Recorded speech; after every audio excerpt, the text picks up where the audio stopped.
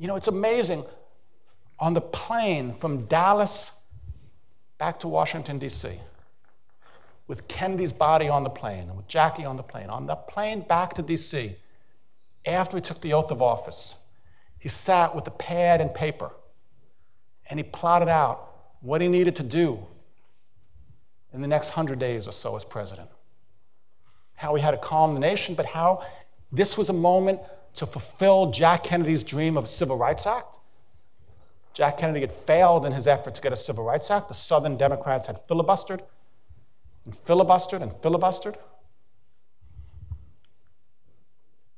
LBJ says, you know what? We're going to get a Civil Rights Act. We're going to get a tax bill. We're going to complete the New Deal.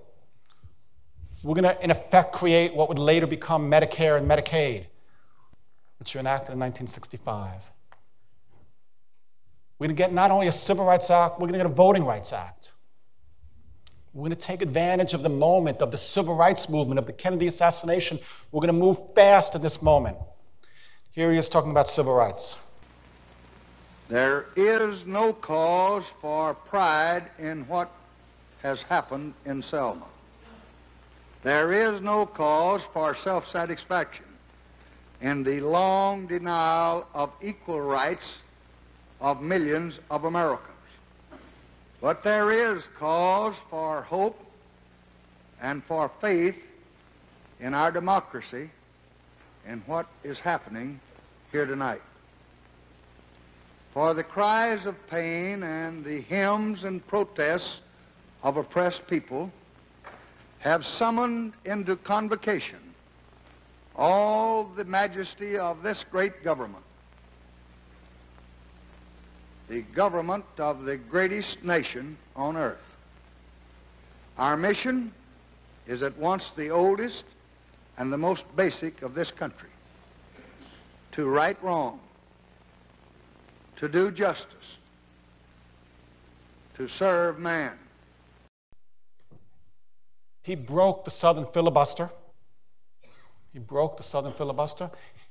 He broke, in many respects, his relationships with his old friends, Richard Russell and many of the other Southern Democratic leaders.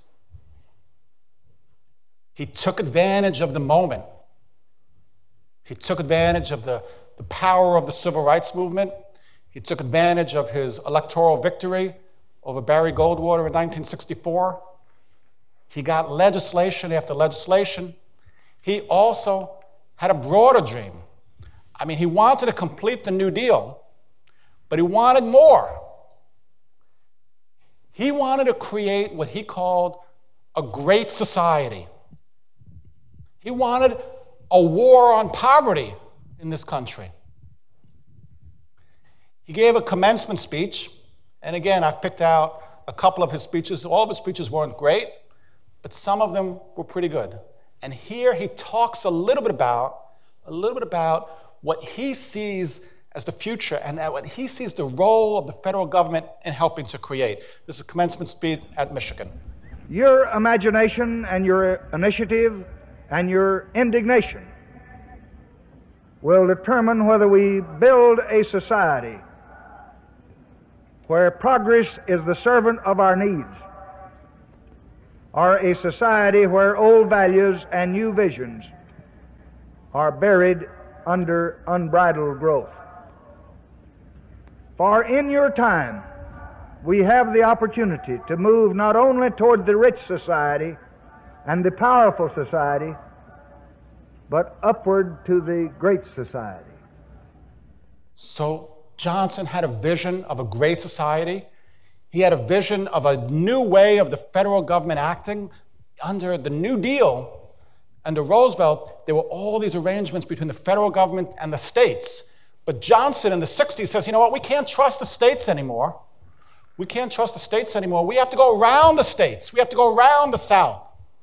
And I want to create, as part of the Great Society, a whole new set of initiatives in my war on poverty in which the federal government is aligning itself directly with community-based organizations, directly with communities and low-income populations. And he succeeded in a lot of ways. Again, though, look at this Times article. Civil rights bill passed. 73-27.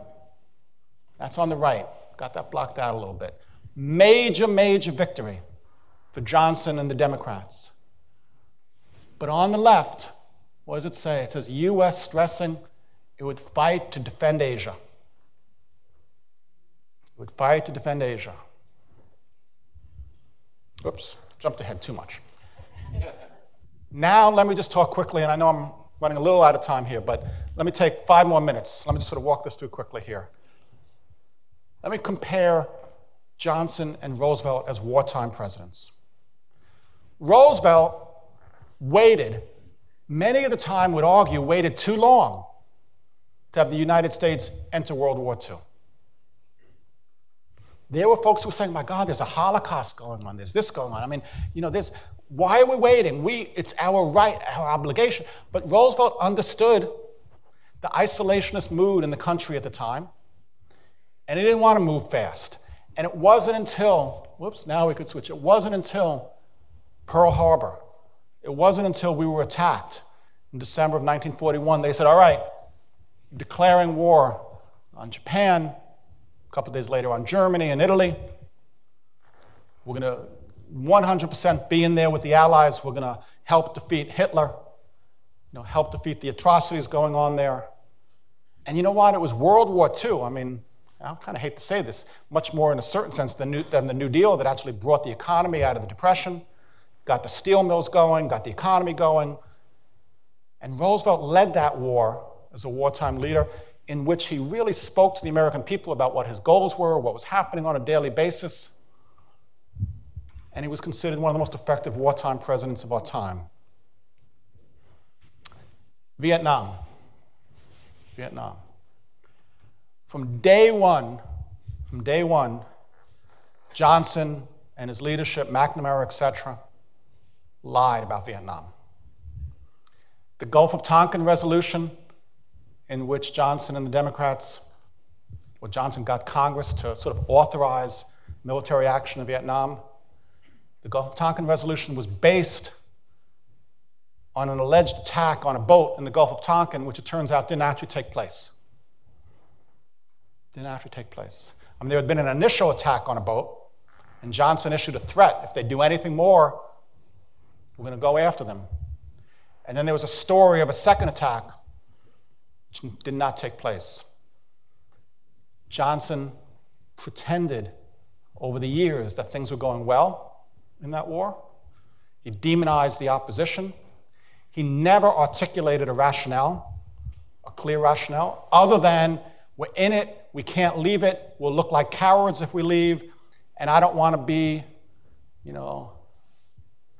don't want to be the one who lost Asia because of a domino theory. If Vietnam goes, then the rest of Asia goes, and then China will go, and that'll be the end of end of the world. But Ho Chi Minh was not Hitler, and Johnson knew from day one, that we couldn't win that war, and yet he kept escalating. The tapes and the inside material shows he understood that we weren't winning and couldn't win, but he kept escalating. And you have to say why, in a certain sense. I mean, obviously, we could have a whole lecture. In fact, Stephen probably has lectures on the Vietnam War somewhere, but you can have a whole lecture on the war and why it happened and what it meant and why it turned out to be such a military and more disaster. But at the end of the day, I think what happened was Johnson believed that in order to achieve his domestic agenda, he had to be a military hawk. He believed that he had to demonstrate to those in Congress, to those in the South, to his other colleagues, that he had a heart and wanted to help the poor, but that he was tough also. It was not going to allow the country to fall apart. It was not going to allow South Vietnam to fall, even though the South Vietnam leadership kept changing and were corrupt and so on and so forth. He was not going to allow that.